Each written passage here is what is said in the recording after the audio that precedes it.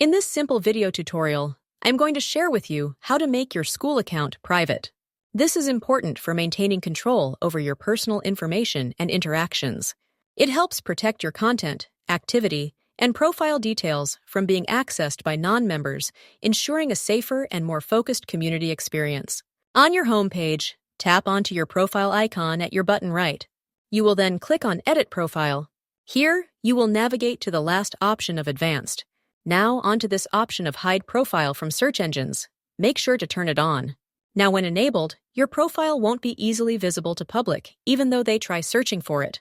Only your friends, and maybe people in the same community, will be able to view your Skool profile. Well, that's how easy it is to make your Skool profile private. And if you find this video helpful, consider subscribing to our channel for more informative tutorials like this one.